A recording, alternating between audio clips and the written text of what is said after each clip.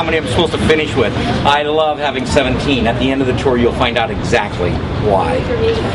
This is the Portland Underground Tour. We also have another tour. It's called The Best of Portland. Nan did that earlier today.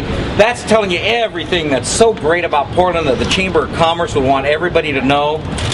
This tour should really be called The Worst of Portland, because it's everything that they should not want you to know. It's about the scandals and the history of the scandals in Portland and the Shanghai era, which was tremendous and very different here, and a lot of the early history that really is extremely shady, and the reasons that it is in this town. Now, my name is Herb. I will be your guide for the day. Like I said, if at any time you have a question, you shout out, "Hey Herb," and ask the question. But understand this, we are going to be walking around Old Town Chinatown, which is the highest crime area in Portland. And if you yell Herb out around here, they'll think you're buying it or selling it. Okay? So just keep that in mind. And also, we'll try to keep close together. I wouldn't worry about any crime during the day, but at nighttime I'd be a little scared around some of the area that we're going to. Particularly because there are some theories that I will give you. I am an amateur historian. The emphasis on that is amateur. Because I do a lot of reading about Portland history, and I have developed my own. Not a tremendous walk. It's a stroll more than anything else, and in this beautiful weather. Most of it. I don't know if I told you this or said this part, but most of it is outside in the beautiful weather. At near the end of the tour, the last half hour or so, we'll go subterranean down here at Old Town Pizza. That's where we end up. But we're going to start right on this street because this is a very famous street in Portland history. When Portland started.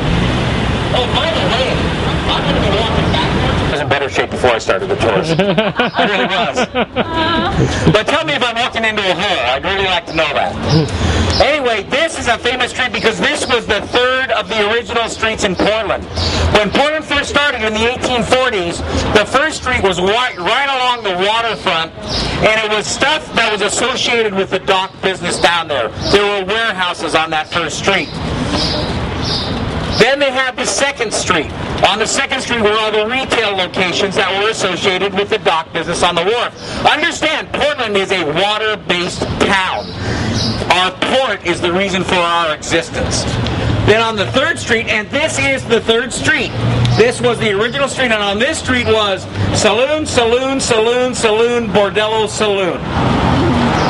That's the way it was back at the turn of the century. It has not changed that much. That's part of my impression theory. Because still, while this street was at rock and roll, saloons and bordellos, we have no more bordellos on this street, but we do have strip clubs. So that impression still stays there, and it still stays as kind of the wild part of town. As we go further down, we'll go through the clubbing district, which is currently the clubbing district, but back then it was saloons and bordellos. You'll enjoy the walk.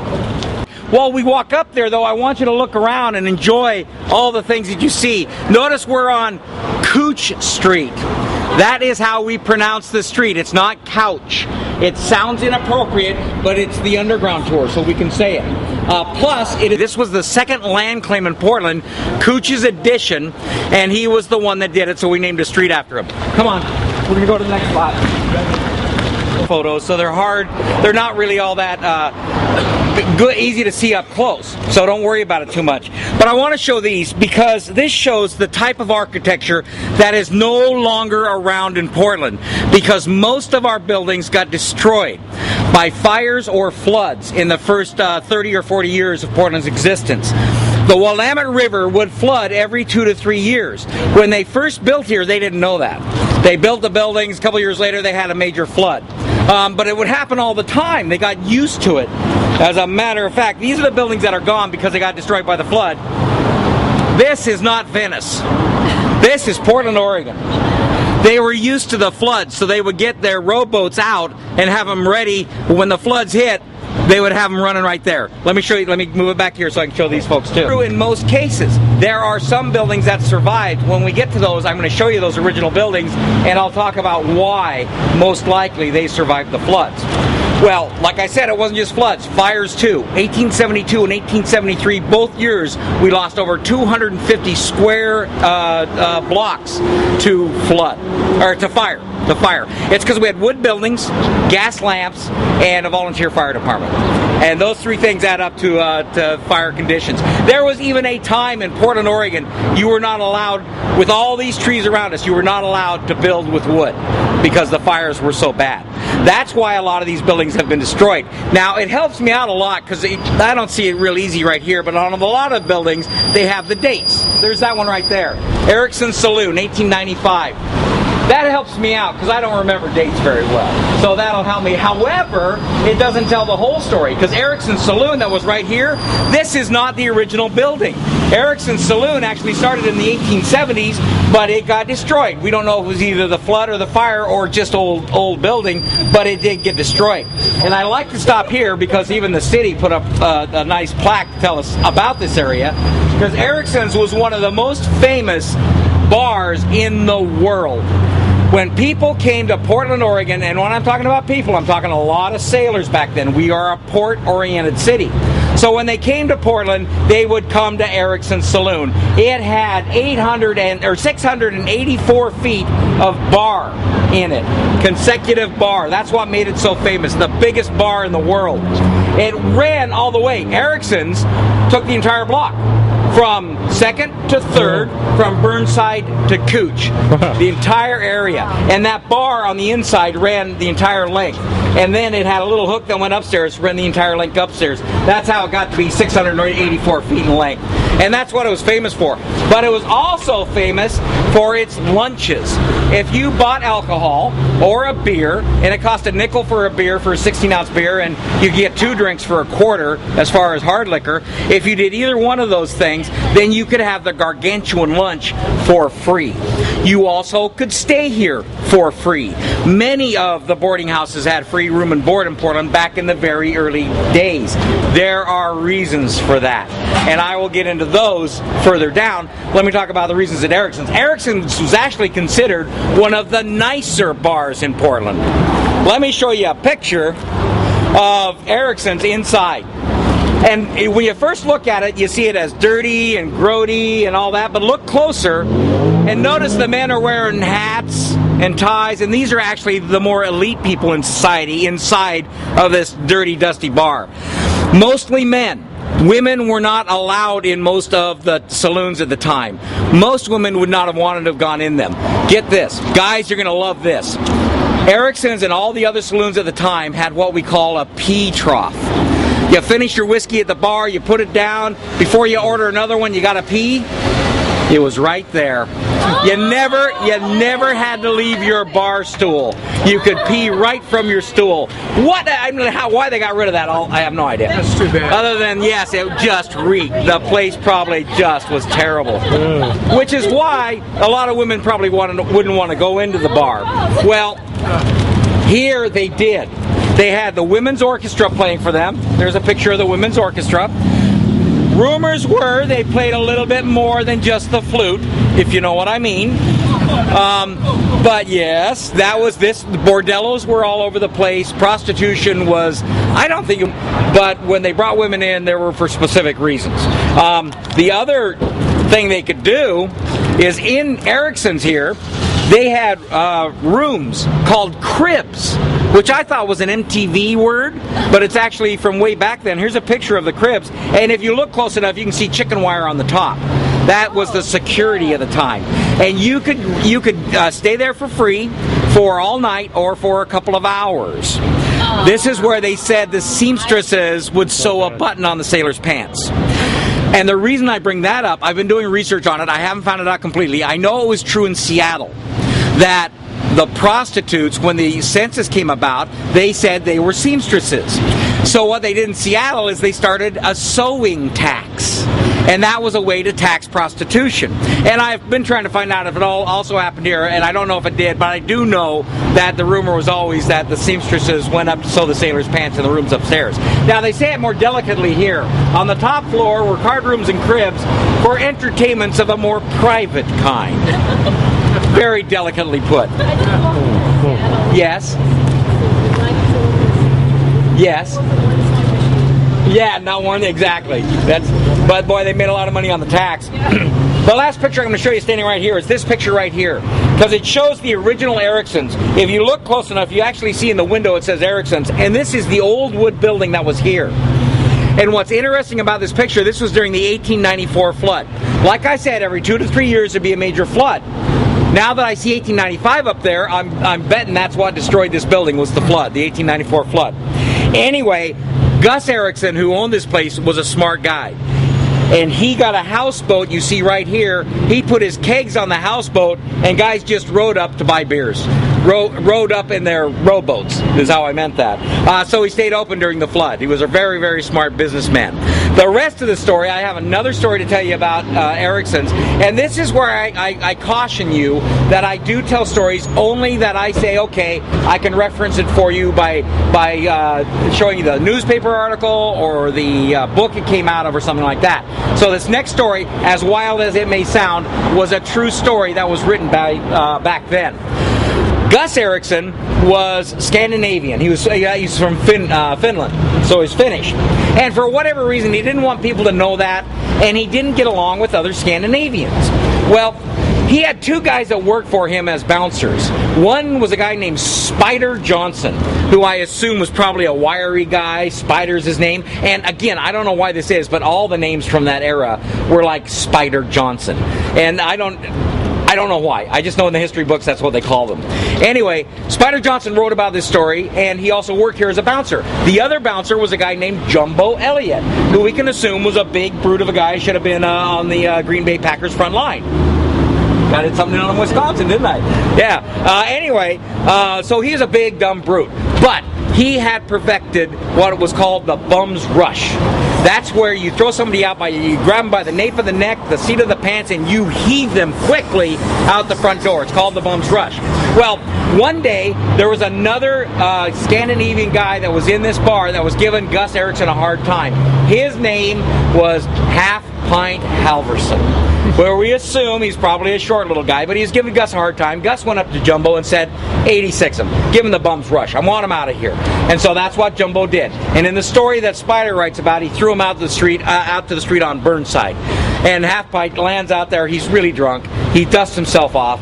He goes along the wall, staggers along the wall, turns the first corner up on 3rd, goes into the first door he finds, which is the other entrance to Ericsson's. Because they had entrances on all 4 sides because it was such a big place. Well, eventually Jumbo sees him and says, didn't I throw you out? And he bum rushes him out that door. Half Pint dusts himself off, really drunk, walks in this direction, turns the corner, goes in the first door, yep, the 3rd door of Ericsson's. Eventually Jumbo sees him, throws him out. By this time, Jumbo, as dense as he is, has it figured out. And he's standing by the 4th entrance, which is right over around here, and is waiting. And sure enough, door opens, in staggers Half Pint, but this time there's Jumbo right there, and he looks at him and he goes, oh my, what is the deal? Are you the bouncer in every bar in this town? Because he thought he was going into different bars, but he was just going into different entrances. That's how big it was, and it was so famous. So famous because of the big lunch, because of the free room and board, great drinks here, and it lasted for years. Even during Prohibition it was around, and interestingly, they actually honored Prohibition here. They did not make a speakeasy out of it. They just didn't serve alcohol. However, at the end of Prohibition, the very first drink served in Portland, Oregon was right here at Ericsson's, and it was his own private label scotch that he made himself here. So it's got a long storied history. Now, just a plaque. But you got some inside stuff. How many Portlanders do I have today? Just 4? That's it? All right. You have a responsibility. If you guys, if I tell you something you did not know beforehand, please every now and then yell out, I didn't know that, so that everybody else is like, hey, I learned something cool on the thing today. Portlanders didn't even know it. To volunteer to be William Overton. Who is it? Thank you. I appreciate that. All right, you're William Overton. This is William Overton. What's that? No. William Overton, back in the, first, before, I'm not going to use this yet, I will in a second. Before Portland got started, there was other stuff around here. 7.5 miles in that direction was Fort Vancouver. That's where they had the Hudson Bay Company. They did the fur trade. It was a trade area. But that's all it was used for, and it was controlled by the British. Incidentally, one of the reasons Thomas Jefferson gave Lewis and Clark for their expedition was to find out what was going on at Fort Vancouver, because he was afraid the British were going to try to take back part of the Louisiana Purchase. They did check that out. They never got to Portland, which is something that as an Oregonian I always thought was true, but it's not true. Lewis and Clark were never in Portland, Oregon, because they were 7.5 miles down the river in that direction in Oregon City, the end of the Oregon Trail. So you had the population down there, 15 miles by river, you had the trade area up at Fort Vancouver. There was no way to get to the two places except by river. This was dense forest land. Even the Indians did not settle around this area because they couldn't get through the forest very well. However, they did at the waterfront down here a couple of blocks, they burned back the brush for a little clearing that became kind of the cappuccino break between, because the Native Americans had run kind of a shuttle service between the trade area and the population area. So down there, right around here, they had the little spot that they stopped. So it's 1843. William Overton is in a canoe with 4 Indians and Asa Lovejoy. Can you be Asa? All right, that's going to be Asa Lovejoy. They're in the canoe. It's Overton's idea. He's out on the land and he says to Asa, we should put a land claim right here, much closer to the trade area than Oregon City. And Asa said, good idea, right? Well, the problem was Overton was broke. He was a drifter from Tennessee. He had no money. So Lovejoy agreed when they got back down to Oregon City, he would put down all the money for the land claim and they would share it. So now you guys are going to share it. They get down there, he put down every darn penny, which added up to 25 cents. That's how much the first land claim was. Okay, so now they both own it, and immediately Overton sells his half to Lovejoy's business partner, Francis Pettygrove. Will you be Francis Pettygrove? Sure. Okay. So now, so come on over here. Where are you guys? Now, Francis Pettygrove and Lovejoy, they're business partners and they're law partners. And Pettygrove gives $50 to Overton for his 12.5-cent purchase of about a week earlier. And Overton, boom, takes off. He's a drifter. We don't know what happens to him again. But the strange thing is, most Portlanders don't know about Overton. But he was the actual founder. Good job. So now it's Pettygrove and Lovejoy. They own the city. They both want to call it after their hometowns. Does anybody know the story about how they figured out what to call it? Do you? No. Because Pettygrove, he was from Portland, Maine. He said, I want Portland, Maine. And Lovejoy is from Boston, Massachusetts. All of the founders of Portland, Oregon were from the New York area or the New England area. Many people don't know that. They weren't from the wagon train. That ended in Oregon City. We're talking a real riverfront type thing going on here. Go ahead. So anyway, they have an argument. They both want to call it their hometowns. Do you know how they figured out? How would you guys just resolve your dispute? Flip a coin, exactly what they did. Pettygrove wins the coin flip. It's called Portland, Oregon, just because of the coin flip. That's the story of how Portland got started. Now, they start platting the streets, and these two, Pettygrove and Lovejoy, do it all by magnetic north. And they do the first 3 streets by magnetic north. They've got it platted out, and they make them small blocks. They're from the East Coast, Boston, New York, all that area, where they have long blocks. So why'd they make them small? Because they were greedy. Because the second most expensive piece of real estate was a corner lot. And if you had smaller blocks, you had more corner lots, and you started reselling it all. And that's what they did. They made small blocks, 200 feet long, and they started reselling it like crazy. However, so this is Pettygrove and Lovejoy. They got their stuff going on. Then Captain Cooch comes along. And Captain Cooch likes this idea, loved this area around here. He, like Pettygrove, was sent out here by Alfred Benson and Company to open up a mercantile store. That's what people came here for. They were transferred from the East Coast for the most part.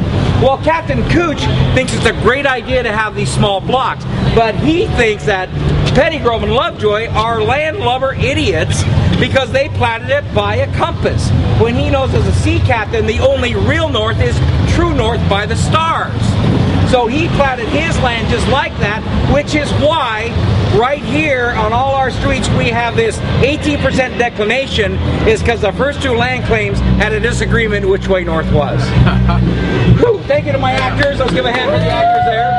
They've done it well. And now we're going to continue on down this way, another block, and I'll stop at the next block and have some more to say. New York City is number 1. Portland is number 2. When they were being built, that was true. We had somewhere in the neighborhood of 250 in total. There are only 28 remaining today, and that still is the second most number in the world. And that's a cast iron building. That was the last one built in this era. I did some research. I wondered why we had so many cast iron buildings. Part of it was because the wood burned down, but mostly it was because we had some foundries here, actually down in the Oregon City area, down in Clackamas County, that would do those things. Cast iron, the reason we have so many is there was an era where everywhere they were building cast iron, and it just happened to coincide with when Portland was growing as a city, which is the only reason that we have so many cast iron buildings. Because it really doesn't work that well in wet weather. They rust. That's why a lot of them are gone. And they tried to preserve them by painting over them, and that just covers up the rust. So then they're going to sandblast them and really get into it, and that's when they realized they used lead-based paint when they painted them, so they couldn't do that. So restoring them is really difficult now. But this entire area used to be, the majority of it was cast iron for a long, long time. And you can see that one, it's more decorative than anything else. I'll show you some more as we go along. No. You're right about here, yeah. Because no, it's right here. Here's the watermark. So come around here, you can see it. The watermark from 1894. This building was built in 1892. Yeah, that's from the puny little flood of 1948. Not much to talk about that one. It only got up to my ankles. Yeah, I can tell. But this one was the major flood that had a big impact on everything in Portland. For one, and my Portlanders will be amazed by this, but Ash Street right there, all the way down to Taylor Street, which is about 8 blocks in that direction, from 1 block up, 3rd, all the way to the waterfront, this area was Chinatown. I didn't know that. Bingo! Yeah. Most Portlanders do not know that. They think of the new Chinatown as the real Chinatown. When this was a Chinatown, it was the second biggest one on the West Coast next to San Francisco. And it was also known as a haven, for a safe haven for the Chinese. A lot of them would come here. The reason for that is the Chinese had a big impact on the growth of Portland. Portland got started in the 1840s, 1843. Its first city government was 1851. The Chinese immigration started in 1850. So when they immigrated to this city, they were part of the building of the city. They were used a lot for the building of the city. So we had one of the very first really embedded Chinatowns. And it was all around this area. Now in 1894 is when that big flood hit, and that's when they started moving, because most of the buildings got destroyed, and they started moving over towards the new Chinatown, where it is today. And that started in 1894. By about 1910, there was nothing left of this Chinatown here, and it was all over there. I read something just last week. I was reading about the Exclusion Act, and I was reading a local, back in 1881, from a local newspaper. It was their column, their opinion op-ed piece. And they were saying, we cannot have the Chinese. They're taking our jobs. They're coming into our country and sending the money home. And everything they say, if you just put Hispanic in the place of Chinese, it's the exact same thing they're saying today about what's happening down with our border on the south. Anyway, we did the same thing with the Chinese, to the point that we had the Chinese Exclusion Act in 1882, which from 1882 to 1892, only 2 additional Chinese people moved to Portland, Oregon. And they both came from San Francisco. But it did become kind of a safe haven because they kind of helped start this city. So they knew a lot about it. We also used them for the other huge impact on the city, which was gold. Now, you can go ahead and walk by. There wasn't gold found in Portland. There was some found a little bit of ways, but here is why it impacted us. Most of the people that came here were not coming to Portland, Oregon. They were sent here by their companies. They came by boat to San Francisco because they heard about the gold rush.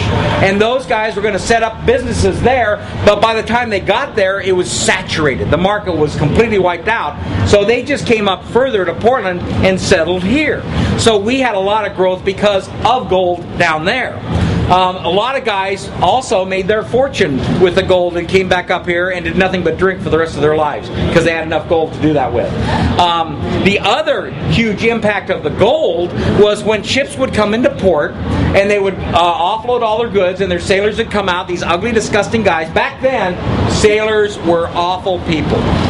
They were called the pariahs of society. I read something recently that said we think of sex offenders today like we thought of sailors back then. They were illiterate, they were dirty, a lot of them were criminals. That's why they were on a boat. They had to get out of the last town because they murdered somebody or they robbed somebody or something. So they just jumped on a ship to get out. It was the life of a sailor to live like that. Well, they got off the boats here, they could go to those boarding houses like Erickson's over there and stay for free. So they would. But some of them heard about the gold rush. So then a week later, the boat's got to leave. They go to get their crew, they're gone. So they had to figure out a way to get a crew, and that's how Shanghai became very prevalent in this port. Because Shanghai is really nothing more than a temporary business arrangement. Getting crews for ships based upon, I need somebody today and my crew is gone. I'll get more into that in a second. I just wanted to tell you the impact of gold. That was all because of gold. It affected a lot of that. So the Chinese had a big impact and gold had a big impact. And the third big impact was the Civil War. Yeah, I mean, we didn't fight the Civil War. We had nothing to do with it, except we were still not a state yet. We had the federal government, had the Louisiana Purchase. This was the Oregon Territory. Abraham Lincoln was offered governorship of the Oregon Territory. He turned it down to run for this thing called president. But when we had the Oregon Territory, we had federal agents here that were in charge of enforcing any federal laws. They were called back to the East Coast because of the Civil War. They put temporary people in their place that didn't know anything about the laws, the federal laws. They weren't as experienced. That's when the Indians started the Indian Wars back here because they saw we were not protected. And so this lack of oversight had a huge impact in Portland. It's probably why many of the stories show us that Portland was a pretty lawless frontier town. So those three things had a lot to do with shaping the very beginning of Portland. The gold rush, the Civil War because it made us lawless, and the Chinese immigration because we had cheap labor. Let's continue on this way. Called holy immoral. Which kind of holy? What's that? Which kind of holy? WHOLL. So completely immoral. Gotcha. Right? The reason for that, well, one, we're coming up into the Prohibition era, so we're a more prurient society to begin with. But also, it was all the different stores that were here. With this Chinatown was 99% men. They all came from the Kundang province in southeast China, and they came here to make money to send it back, but it was all men. Since it was all men, they had gambling dens there, so the gambling dens were wholly immoral. All the saloons were considered wholly immoral. The boarding houses, wholly immoral. The bordellos, wholly immoral. The gambling dens, wholly immoral. The opium dens, wholly immoral, because opium was legal back then. If you do a study of the history of the U.S., it was legal here until we asked China if we could get in on their trade. And they were like, no, we're not going to get you on the trade. So we said, fine, we're going to criminalize it. And that's why it became criminalized. Anyway, these opium dens were all over in Chinatown. So there were a lot of places that would have been considered that way, I guess. But because I'm a native Oregonian, but I spent some time, 8 years in New York City, so I have a nice cynical edge that I developed from being there. And I have a bit of cynicism, because that report was done in 1911. Then in 1912, the biggest police department you could imagine was built. And I almost can see them saying in 1911, wholly immoral, just so they can justify the building of that right there, a gigantic police department. It doesn't look huge now because of things around it, but I'll show you a picture at the very end of the journey today. You'll see it after it was first built. You'll see how big it was compared to anything else around it. That was the very first police department. Today it is a law firm, so it's one step removed from a police department, is all. But it was there originally. Now, remember also it was put up here on the Bordello and Saloon Street, okay? Let's go down to what was the retail street. Really interesting stuff down here. This building right here and all of those buildings there are the original buildings that still exist today. They were not destroyed by the fires or floods. We believe one of the reasons for that is that there used to be a tunnel that ran from here all the way to the waterfront.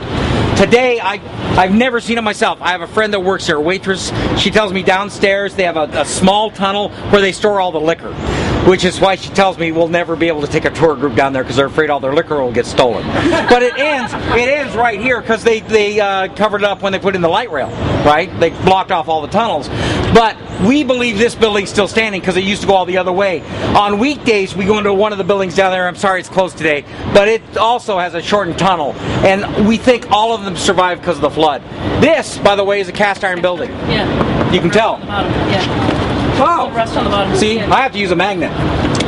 Oh yeah. And it's the entire, the lot. I mean, even the post here. So a lot of the strength of this building comes from the cast iron. Oh, that one's not. Some is, some isn't. Yeah. Oh my God, that's a lot. Is that solid? Well, I know it's not that solid, but it did provide a lot of base for a building. That's why they have bigger windows in a cast iron building, because they didn't have to use more of this for wall, for strength. So they can have bigger windows. Big advantage in a town like Portland where it's dark, so more light gets inside. The disbenefit is all the rust. They rust in wet weather. For you folks from out of town, it's not like this every day. We have rain occasionally, so a lot of them rusted out. A lot of them got torn down. I can't see if we have a walk sign. I think we do. In Portland. This is a picture that looks like the housing looked like. This is not from directly this area, but it was nearby. But here's what blows me away. I read a report the other day of the first about 20 houses in Portland, Oregon. 10 of them, or 50% of them,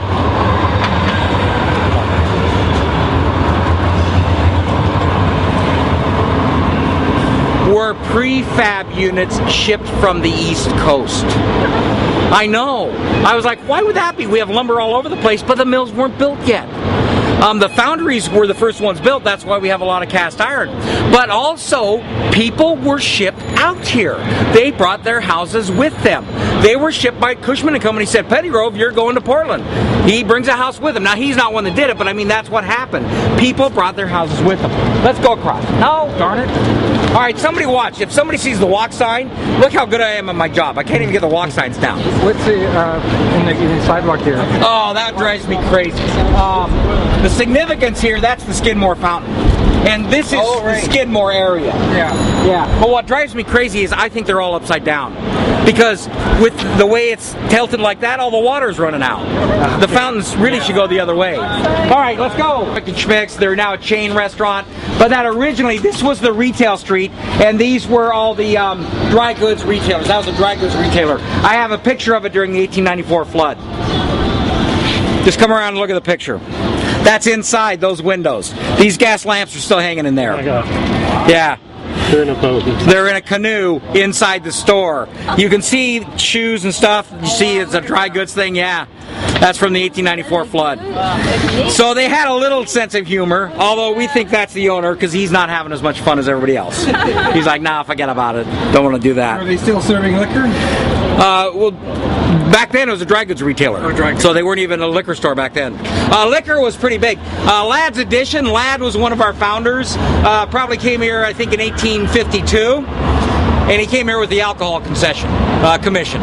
He sold all the alcohol. Here's a picture. I love this picture because it shows the waterfront as it has been most of the time here in Portland. It was an industrial waterfront with docks. Today it's a recreational waterfront. That's only been true since 1967. Prior to that, it looked like this, with a lot of docks out there. And what's really funny about this is a postcard. This is the Portland waterfront, but it's accidentally identified as Albany, Oregon. And it's not. It's Portland, Oregon. Down the street, a lot of the first buildings here. I'm going to tell you something very similar that blew me away when I learned about it too. When boats came here, they did not have a lot to bring unless it was a prefab house. Because we had very lush land, we didn't have that many people, we didn't need a lot of stuff. We mostly exported everything out of this town. So when the boats came here from the East Coast, they had to load up with bricks and stones on the East Coast in order to go around South America and get here. They got here to the docks, they get rid of the bricks and stones, they get in their load, they take off. Those bricks and stones became our first roads and buildings.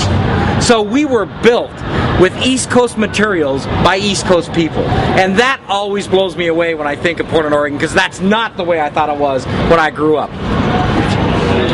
It's all right. All right, I'm not. You guys don't have to worry about it anymore. I guess I'm going to have to do the work on this thing, huh? Not a problem. This building over here is considered the oldest building in Portland in this area. Built in 1859, the same year that Oregon became a state. I like to think, and I have to go like this because I don't know this for a fact, but I like to think these are the bricks from the East Coast because there's only 2 years difference in the two buildings, but look at the difference in the bricks. A lot of difference, yeah. And down here, right here, you see OIW. This was one of the cast iron foundries, Oregon Iron Works. Still around today. As a matter of fact, they were on the news last night. They were building the streetcars for the city of Tucson. But they also built this little platform here and had something to do with some of the buildings around here. You can tell some, like this part right here.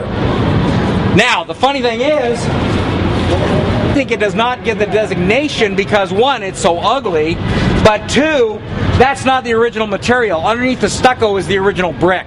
The only thing original is the cornice work up at the top. It's been abandoned for about 7 years. We do hope somebody takes it over sometime soon and gets inspired by the fixing up of the other ones, and we can have an all original block right along here of original buildings. And again, we know because we go into one of these buildings down here during the week that there used to be a tunnel along here. I'll show you tunnels when we get back to Old Town. We just can't get into these today. Last thing I want to tell you is the building back there that McCormick and Schmicks is in, that's called the Failing Building. Josiah Failing was one of our first founders. His son Henry Failing did a lot of things, and the funny thing I think is that we named a school after him. You can go to the Failing School here in Portland, Oregon. Are you guys from Lake Oswego? Yeah. Anybody here from Lake Oswego? Really? Sure? Does anybody know the reputation of Lake Oswego? Snotty, all that? If you meet one and they give you a hard time, remember them of the name of their town originally. Before it was called Lake Oswego, it was called Sucker. Sucker, Oregon, by Sucker Lake, and that's where the foundries were. Like Willamette Iron Works, which is down here, was in Sucker, Oregon. This is a cast iron building also.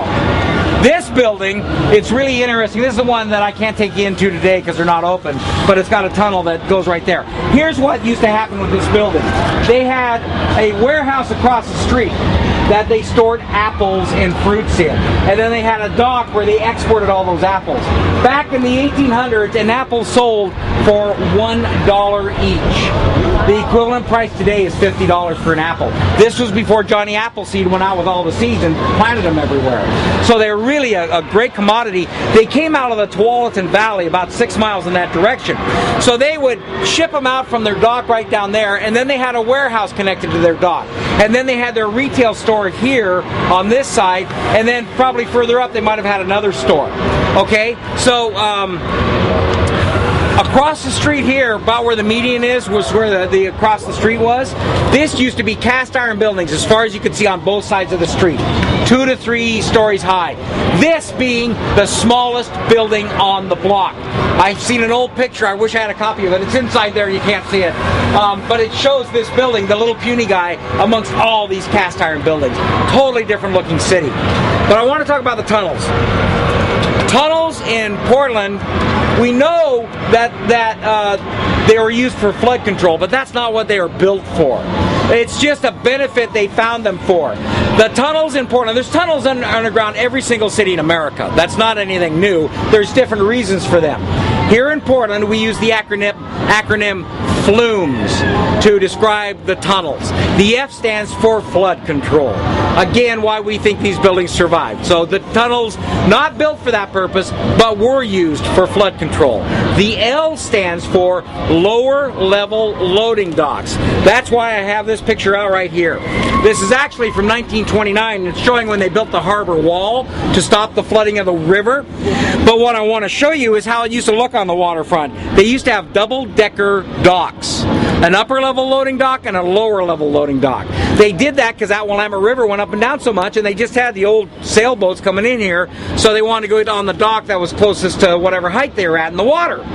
Well, if you got all your goods onto the lower-level loading dock, then you had to figure out how to get them onto the upper level to get them into your warehouse. Unless you used the tools of the day, which were axes and picks and shovels, because gold mining was huge, and you tunneled a hole from your lower level loading dock all the way into your warehouse. and use Chinese labor to do it. So they did that. That made a bunch of sense, and now they can move all their goods right into their warehouse. Then, to move it into the retail section up here, they just tunneled further into their next one. If they owned a store in this direction, they tunneled in that direction. And this underground web started being developed mostly based on the waterfront and mostly to move goods around. So there's flooding is the F, flood control is the F, the L is lower level loading docks, the M is movement of goods. I missed the U. The U is utility systems. When you hear somebody say there's hundreds of miles of tunnels in downtown Portland, that's true. Most of them are about this big around, and they are used for the streetcars. The old turn-of-the-century streetcars had the electricity under the ground. They're used mostly for that, but they also were used for sewage and garbage removal. We do not have alleys in Portland, Oregon. How did you get your garbage out? You took it underground. Once you started doing these tunnels, that's how you could get the garbage out. They must have been the stinkiest places in the world, by the way. Really awful. But that's what the U is for. When we get to Old Town Pizza, I'll show you the only map in Portland City Archives that shows a tunnel system, and that's a utility system. And that's where most of the rumors of it come from. So we got FLUM, the E. If you were someone who smoked opium, and now it was criminalized, well, you just quit smoking opium, right? No. You probably took it downstairs. If the cops showed up, what'd you do? Boom! Escape route. The E stands for escape routes. Exactly right. So we think they're used a lot in the older days. After the movement of goods wasn't used much anymore, they used them as escape routes. And the S is as steam tunnels, to let steam run through the different buildings, to run through them. So, yes, sir. Thank you. Are all the tunnels connected somehow? No, none of the tunnels are connected. They might have been at one time, but like when they put in the light rail here, any tunnel on that side got blocked off. When they tore down, this used to be I-5, by the way, up until 1967. This was a freeway. When they put that in, they blocked off all the tunnels. There are some interconnected tunnels that are called basement tunnels. Those are where we're going to go later on. And that's really, when you hear the rumors about the tunnels of Portland, that's what they're talking about. They like to think it's these underground ones, but it's really just basement tunnels. And they go from business to business. So, thanks for the question. Yay. Any other questions, by the way, at this point? Then let's keep walking. Wait a second. It is cast iron, but those aren't. Those are fiberglass now. This, that's not. That's cast iron. So some of this is cast iron, some is not. They had to change it because of the rust. They started rusting out. These are now fiberglass replacements. They're in a lot of the buildings. The people that love cast iron are like, how could you do that? How could you take this beautiful cast iron structure and make it out of fiberglass? At which point, historians point out, the cast iron was a knockoff of marble and granite. So it's just evolution is all that it is. I want to stop for a second. I want to recount a couple of stories to you to tie some things together before we walk further.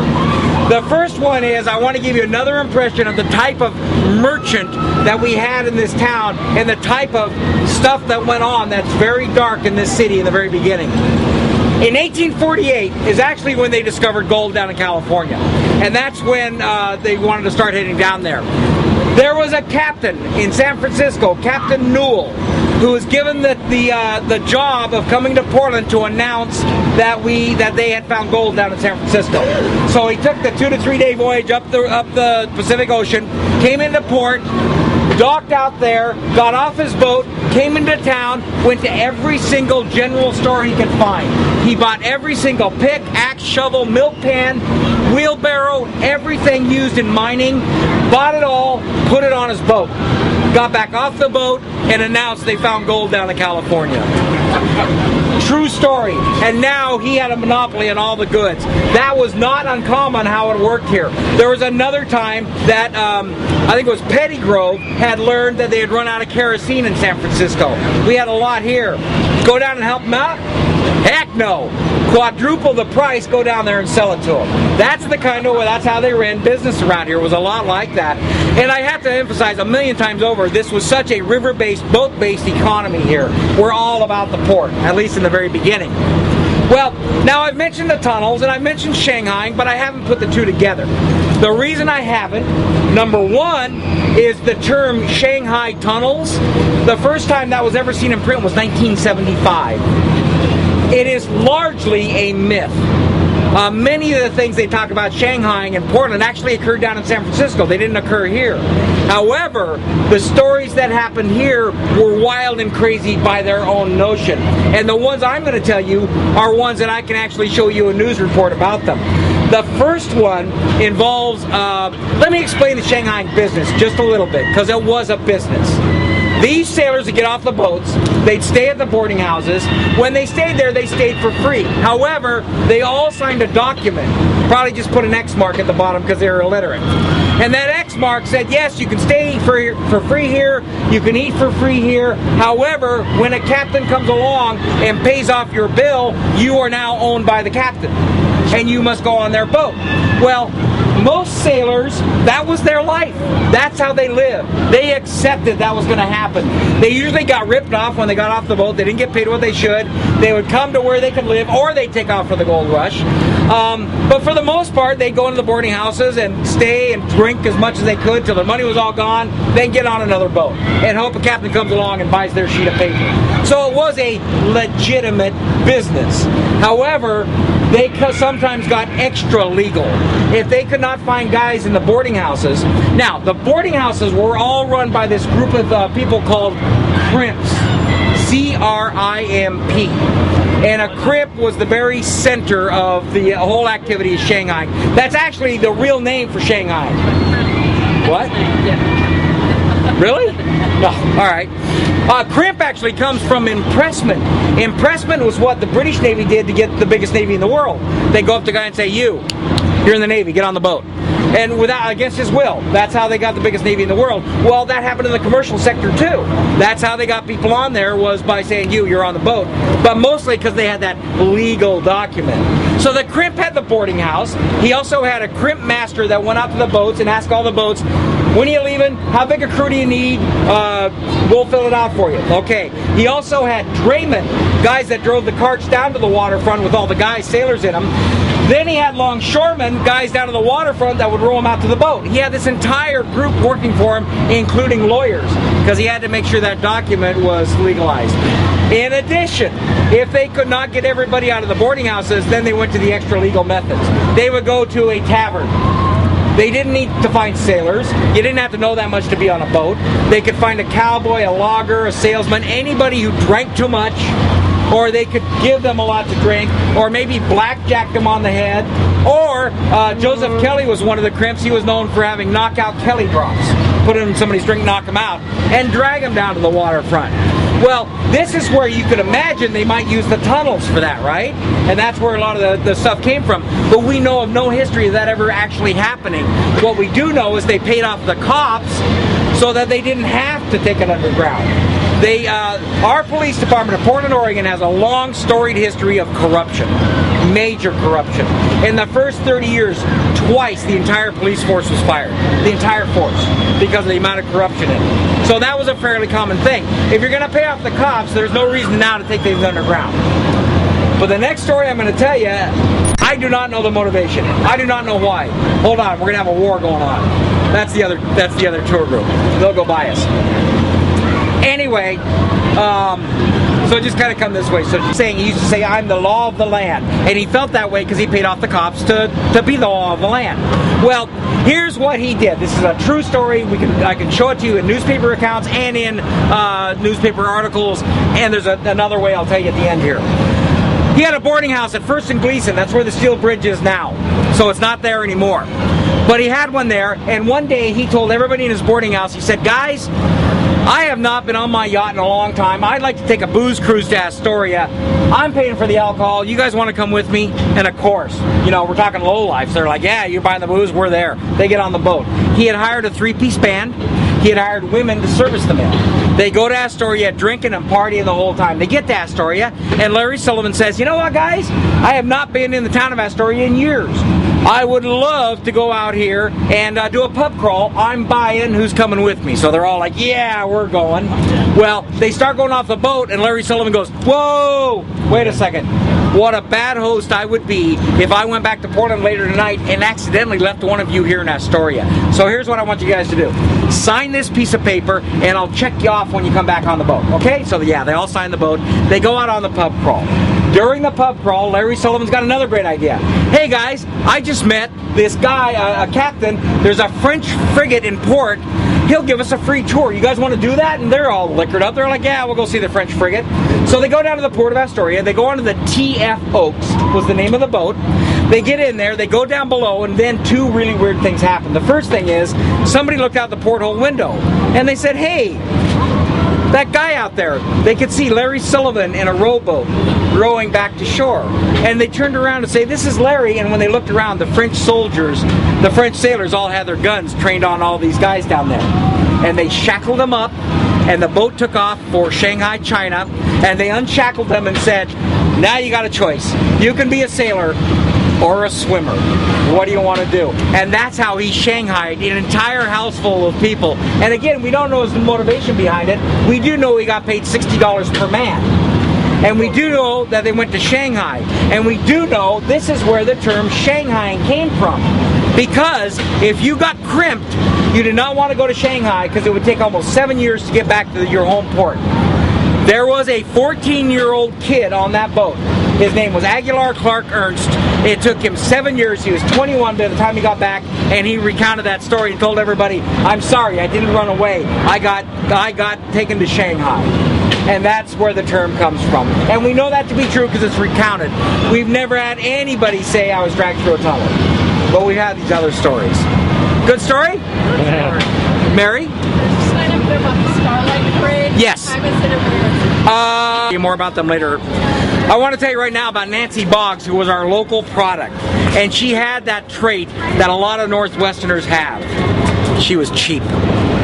She hated paying off the police department to run her bordello on land. So what she did is she bought a houseboat, a 2-deck houseboat, painted it bright red and lime green, and put it out in the Willamette River right out here. That way, when the Portland police came down to raid her to get their payoff money, she'd just pull up anchor and go on that side of the water, which was another city back then, East Portland, out of their jurisdiction. When the East Portland police were going to raid her, she just came over to this side. And she played this game of cat and mouse for a long time, until they decided to gang up on her on the same time. She found out about it beforehand and prepared for it. She got all her girls up into the second level where all the rooms were, and she waited in hiding on the first level. She cooked on this boat, so she had a boiler on the boat. She hooked up a hose to the boiler. The cops came over the side of her boat. She sprayed them with scalding hot steam water, burning them severely and fighting off both police departments. But it pissed them off. They came back later that night. They cut all of her lines. There's no engine on this. It's a houseboat. It started drifting. A lot of folks don't know this. The Willamette River is very unusual. It flows north. Most rivers flow south, not the Willamette River. The girls started screaming. They didn't know what was going to happen. Nancy Boggs said, don't worry, I'll take care of things. She got off the boat, got in a rowboat, went on land, found a towboat operator, knew where he lived, somehow cajoled him into coming down to the waterfront, got in the towboat, chased her boat, caught up with a houseboat in the town of Linton, 12 miles north, where it had run aground, towed it back. Next morning, she's back in the same exact spot conducting business. Now, it was because of that incident and because she lost a couple of other clients to drownings that she eventually bought a bordello on land and paid off the cops like every good madam should. So, let's go. We're going to walk now. Are you good and rested? Good. This way, away from the light rail. So we're here. This used to be the center of downtown Portland. The Skidmore Fountain right there. That's why they built the Newmarket Theater right there. That's the cast iron building also. The big doors on this side are because it was the original farmers market and they could get the wagons through those big doors. The Skidmore Fountain was given to us by Stephen Skidmore, a pharmacist and a civic leader, who had $3,000 in his will for a fountain because he loved fountains he'd seen in Europe. He died. Nobody knew about it until they opened the will. They said, wow, $3,000. Build a fountain. So $18,000 later, they finished this fountain. Yeah. Typical government story, right? And on the day of the dedication ceremony, Henry Weinhardt had the brewery 2 blocks down there, the first brewery in Portland, Liberty Brewing. was his idea to use the volunteer fire department hoses to run beer from his brewery through the fountain for the dedication ceremony. Day of the ceremony, it was 4 times more crowded than it is now. Down here was a mob. The volunteer fire department said, no way are we endangering our hoses. People will be stabbing them to get the beer. We're not doing it. So they didn't do it. Well, about 10 years ago, they were working on the statue and they almost ruined it. They had to refurbish it, and at the rededication ceremony, they did give out free beer to anybody over 21 as memory of when they were supposed to do it the first time. This area has always had a very dicey reputation, even in the very beginning, because like I said, this was a dock-controlled, port-controlled city. They were our mob, essentially. There was a lot of crime in this area. It was mostly all around here. Because of fires and floods, the downtown moved in that direction. The only thing that stayed down here was the crime. If you don't believe me, come back down here at 3 a.m. tonight. You will not like the area. It's a pretty dicey area. But it was called the Old North End. It was called Whitechapel at the same time that Jack the Ripper was terrorizing London in the Whitechapel area, because this was very similar. And it had a lot of those monikers. And today it's Saturday Market. More than anything else is what it's known for. And by the way, that building right there, that's Mercy Corps International. A good thing I can say about Portland. That's a humanitarian organization, international headquarters right there. In the meantime, here's the picture right on that corner. A guy used to sell and bar has been here for 102 years in the same family. They're in their 5th generation, the Walksmith family. What we're going to do here is we're going to walk through there and kind of make a loop. There's a really weird thing I want to show you, but I can't talk about it in there because it's a business. So we're going to walk in, go around, loop out, and come back out and meet at the other end. Follow me.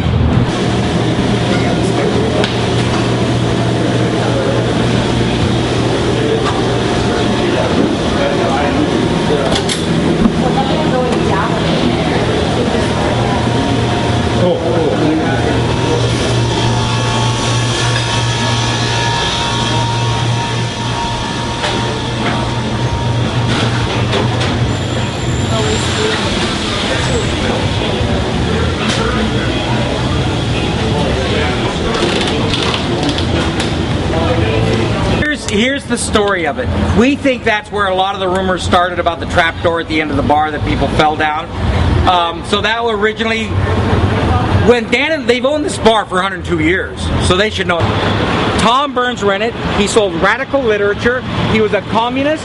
He was a socialist, and many people said he was an anarchist. I noticed he did watch repair, so I don't think he was an anarchist. Those don't seem to go together. However, by the citizens around here, he was called the mayor of Burnside. He was very much into unions and starting up the unions, the wobblies, the people that brought you the weekend. So much so, he would send his men out to proselytize about joining unions. They would get arrested, and riots broke out. Tom Burns was called the mayor of Burnside by the people. By the police, he was called the most arrested man in Portland, because he got arrested all the time for leaving these guys out talking about unionizing. He took every one of those times he was arrested, he took it to court. And he won every single time. And what happened is the state of Oregon ended up with some of the most liberal language in our free speech statutes in our Constitution, in our state Constitution. Well, that went on fine for a long time. How does that relate to strip clubs? Well, the first strip club in Portland, Oregon was Mary's Club, which is about 6 blocks up there on Broadway. At Mary's Club, they used to do music and then have burlesque in the interludes until he noticed people paid attention during the burlesque and not during the music. So he flipped it around, and it became a burlesque club. Tempest Storm would dance there.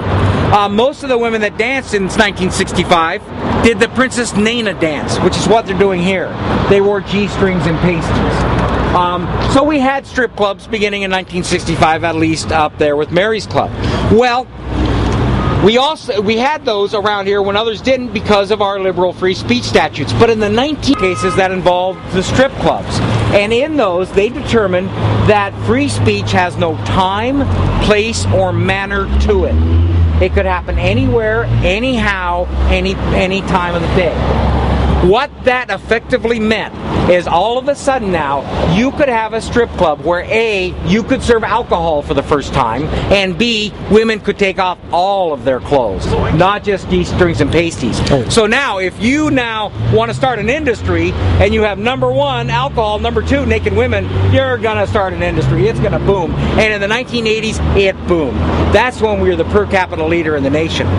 Well, it's had other court cases since then. In 2005, down in Roseburg, Oregon, a court case determined that we can actually have live sex acts on stage legally in Portland, or in Oregon. Now, I don't know any place that does that. The research does continue, but I don't know any place that does it. I think they got such a great deal going now, they don't want to push the envelope.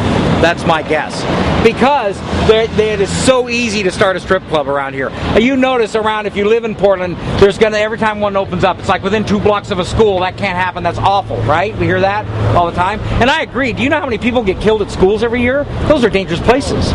They shouldn't open up a strip club near those. I'm serious. More people die there than die in strip clubs. Anyway, regardless, we have a very liberal interpretation, and we have one of the wildest amounts of strip clubs in the entire nation. Let's walk up this way, one more block. On our left, we will see 2 more sex establishments. One is a strip club. The other are private rooms. Your guess is as good as mine. Mary's Club. This actually used to be a porn shop. It just got torn down. So there were 7 places just in this area. But there's 71 total, so we have 64 more to see. No, we're not going to do that. We'll stop now. Oh, there's a Magic Garden right down here, too. Here's the deal, really some strange things about the strip clubs. First off, like I said, Mary's Club was the very first one. Do you guys know who the most famous dancer ever at Mary's Club was? She danced at Mary's Club and she danced at Magic Garden. Mary. That's a good guess. It's a great guess. Does anybody venture a guess? Courtney Love. I didn't. Yes. Didn't know that. Courtney Love got her start here in Portland, Oregon in the grunge movement, first as a stripper. Actually, we may find out that was the highlight of her career. Yeah. So, I'm serious.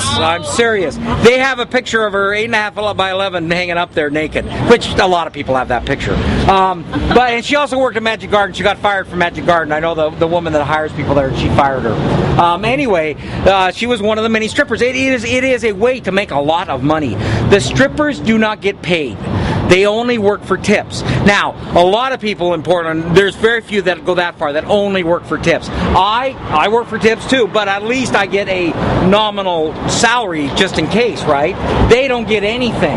They only get tips. I have done research. In a 3 to 4 hour shift, they can make $300-400. So they can make $100 an hour in $1 increments. But I never see them being rich. That's because in addition to them not getting any base salary, they have to pay at a lot of places to dance. You don't get on the stage for free, so they have to pay them off. They have to pay for the cab to get them back and forth. However they figured out, I've never known a rich stripper. I just haven't. Well, actually, I don't know any strippers. But I need to move on. Now I completely embarrassed myself and I can't remember what I was talking about. Oh, I know what it was. There's another really strange law about Portland, Oregon. You know, anywhere in the United States, you got to be 21 to go in and have a drink, right? Well, that's true here in Portland, but I can teach any woman, 18, 19, 20 years old, how to legally go into a bar. How old are you? No, you're too young. Okay. When you're 16, you can go into a bar legally here in Portland. All you have to do is take off all your clothes. Because the strippers do not have to be 21. They only have to be 18. It's kind of like we're with the band. And it's a really strange law here in Portland, but it's true. Now, they cannot go to the bar. They cannot drink. Yeah, right. But they are legally allowed inside a club to take off their clothes. A very strange law. I know a columnist here, a good friend of mine, Margie Boulay, and she thinks that law should be changed, and she's probably right. But she agrees with me that as long as men are in power, that's not going to happen. We're not going to ever change that law, even though they try to do it a lot. So that's kind of the essence of the strippers around here. The only other thing to add is that this is area big to have been one of the boarding houses, and We just think it was probably on this corner. But he had his boarding house right here. These were the crimps of the era. They were in control of the waterfront. They controlled everything. I'm going to tell you more about them, but I'm going to do that because we're going to go subterranean now into Old Town Pizza. You ready for that? Should have done it a half an hour ago? Yeah, steep steps. Please grab the handrail. Once we get inside, we're doing that. The other thing is, it's an unfinished getaway too. They find it, they block it off. Because like I said, there is no map of the tunnel system in Portland, Oregon, with the exception of this one map that's over 100 years old. That's a reproduction of it. And that one is called it's the 600 volt system underground district. So most likely, and if you look at this map, this is where the rumor comes that we have thousands of miles or hundreds of miles of tunnels. But they're all, like I said, about that big. And all this stuff references streetcars. But you'll notice, and you can see, like there's right there's where the two land claims were put together over by Dan and Louise, and over here's where we are. And you will not see this tunnel on this map. No, this tunnel is not on any map. They only found it because somebody escaped from them, and then they blocked it off. When you walk in there, you look above, you see brick, you know you're in a tunnel. Here, you see wood, we know we're in a basement. At this point, I want to know, has anybody seen, there was a special on TV, Underground Portland? Yep. You've seen it? Mm-hmm. Okay. Do you know if at any time they had moved those cameras like this, they would have seen wood? They were always in basements, not in real tunnels. They didn't even use this little section of tunnel to show what a tunnel was. That's because they're all blocked off. But they wanted to give the impression that it was something else. It's something that we have to fight a lot because, you know. Now, notice here, if you will, this is Tenino rock. All this is Tenino rock out of a quarry in Tenino, Washington. Notice the brick right here. And you can tell that this tunnel was added after the building was built. So it could very well be that they had seen what had happened in the floods and said, whoa, that saves those places, and they could have put it in for that reason. Well, it was an effort that went all across the U.S. It was the women's temperance movement, but it's a specific incident that happened here. These women had got in front of one of the local bars, and it's important to remember how they did this. They locked their arms together like that, and then clasped like this, so that men could not get past them to get in the bar. Irritated the bar owner. He knew the chief of police. He calls the chief of police and he says, come arrest these women. I've had it. They're getting in the way of my business. Chief of police says, there's nothing I can do about it. They're not breaking the law. And the